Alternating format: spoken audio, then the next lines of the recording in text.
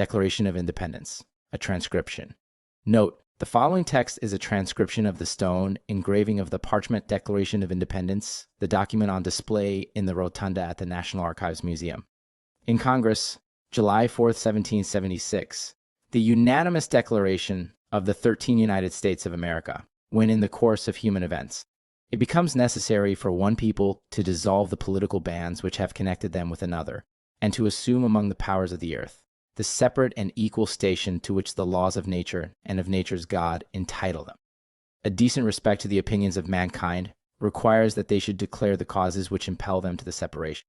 We hold these truths to be self-evident, that all men are created equal, that they are endowed by their Creator with certain unalienable rights, that among these are life, liberty, and the pursuit of happiness, that to secure these rights, governments are instituted among men, deriving their just powers from the consent of the governed, that whenever any form of government becomes destructive of these ends, it is the right of the people to alter or to abolish it, and to institute new government, laying its foundation on such principles and organizing its powers in such form, as to them shall seem most likely to their safety and happiness. Prudence, indeed, will dictate that governments long established should not be changed for light and transient causes, and accordingly all experience hath shewn that mankind are more disposed to sue, while evils are sue irritable, than to right themselves by abolishing the forms to which they are accustomed. But when a long train of abuses and usurpations, pursuing invariably the same object, evinces a design to reduce them under absolute despotism, it is their right, it is their duty, to throw such government and to provide new guards for their future security, such as been the patient suerence of these colonies, and such is now the necessity which constrains them to alter their former systems of government. The history of the present King of Great Britain is a history of repeated injuries and usurpations, all having in direct object the establishment of an absolute tyranny over these states. To prove this, let facts be submitted to a candid world. He has refused his assent to laws, the most wholesome and necessary for the public good.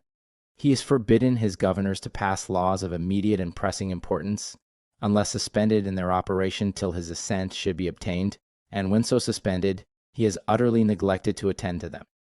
He has refused to pass other laws for the accommodation of large districts of people, unless those people would relinquish the right of representation in the legislature, a right inestimable to them and formidable to tyrants only. He has called together legislative bodies at places unusual, uncomfortable, and distant from the depository of their public records, for the sole purpose of fatiguing them into compliance with his measures. He has dissolved representative houses repeatedly, for opposing with manly firmness his invasions on the rights of the people. He has refused for a long time, ere such dissolutions, to cause others to be elected, whereby the legislative powers, incapable of annihilation, have returned to the people at large for their exercise, the state remaining in the meantime exposed to all the dangers of invasion from without, and convulsions within. He has endeavored to prevent the population of these states, for that purpose, obstructing the laws for naturalization of foreigners, refusing to pass others to encourage their migrations hither, and raising the conditions of new appropriations of lands. He has obstructed the administration of justice by refusing his assent to laws for establishing judiciary powers. He has made judges dependent on his will alone for the tenure of their oises and the amount and payment of their salaries. He has erected a multitude of new oises and sent hither swarms of oisers to harass our people and eat out their substance. He hath kept among us, in times of peace, standing armies without the consent of our legislatures. He has acted to render the military independent of and superior to the civil power. He has combined with others to subject us to a jurisdiction foreign to our Constitution and unacknowledged by our laws, giving his assent to their acts of pretended legislation, for quartering large bodies of armed troops among us, for protecting them, by a mock trial, from punishment for any murders which they should commit on the inhabitants of these states, for cutting our trade with all parts of the world, for imposing taxes on us without our consent, for depriving us, in many cases, of the benefits of trial by jury, for transporting us beyond seas to be tried for pretended offences, for abolishing the free system of English laws in a neighboring province, establishing therein an arbitrary government, and enlarging its boundaries so as to render it at once an example and fit instrument for introducing the same absolute rule into these colonies, for taking away our charters, abolishing our most valuable laws, and altering fundamentally the forms of our governments, for suspending our own legislatures, and declaring themselves invested with power to legislate for us in all cases whatsoever. He has abdicated government here by declaring us out of his protection and waging war against us. He has plundered our seas, ravaged our coasts, burned our towns, and destroyed the lives of our people. He is at this time transporting large armies of foreign mercenaries to complete the works of death, desolation, and tyranny already begun with circumstances of cruelty and perfidy scarcely paralleled in the most barbarous ages, and totally unworthy the head of a civilized nation. He has constrained our fellow citizens taken captive on the high seas to bear arms against their country, to become the executioners of their friends and brethren, or to fall themselves by their hands. He has excited domestic insurrections amongst us, and has endeavored to bring on the inhabitants of our frontiers, the merciless Indian savages, whose known rule of warfare is an undistinguished destruction of all ages, sexes, and conditions. In every stage of these oppressions, we have petitioned for redress in the most humble terms. Our repeated petitions have been answered only by repeated injury. A prince whose character is thus marked by every act which may define a tyrant is unfit to be the ruler of a free people.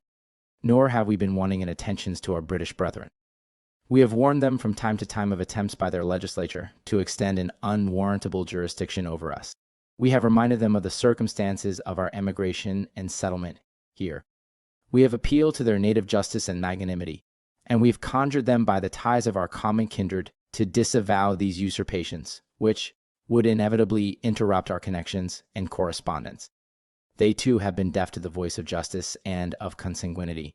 We must, therefore, acquiesce in the necessity which denounces our separation, and hold them, as we hold the rest of mankind, enemies in war, in peace friends.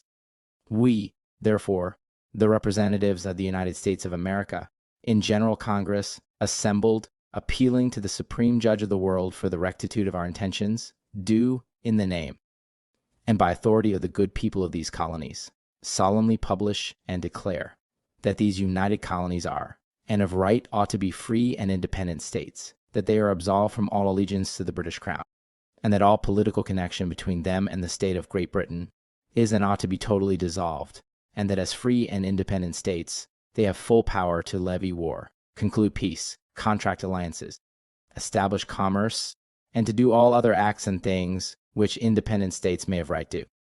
And for the support of this declaration, with a firm reliance on the protection of divine providence, we mutually pledge to each other our lives, our fortunes, and our sacred honor. Georgia, Button Gwinnett, Lyman Hall, George Walton, North Carolina, William Hooper, Joseph Hughes, John Penn. South Carolina, Edward Rutledge Thomas Hayward, Junior Thomas Lynch, Junior Arthur Middleton. Massachusetts, John Hancock, Maryland, Samuel Chase, William Pocket Thomas Stone, Charles Carroll of Carrollton. Virginia, George Wythe Richard, Henry Lee Thomas Jefferson, Benjamin Harrison Thomas Nelson, Jr., Francis Lightfoot Lee Carter Braxton. Pennsylvania, Robert Morris Benjamin Rush, Benjamin Franklin John Morton, George Clymer, James Smith George Taylor, James Wilson, George Ross Delaware Caesar Rodney George, Red Thomas McKean. New York, William Floyd Philip Livingston Francis Lewis Morris. New Jersey, Richard Stockton John Witherspoon Francis Hopkinson John Hart Abraham Clark. New Hampshire, Josiah Bartlett William Whipple. Massachusetts, Samuel Adams John Adams Robert Treat Payne Elbridge Jerry. Rhode Island, Stephen Hopkins William Ellery. Connecticut, Roger Sherman Samuel Huntington William Williams Oliver Wolcott. New Hampshire, Matthew Thornton. The U.S. National Archives and Records Administration. 1MS 86 Narra Narra, or 1-866-27-26272.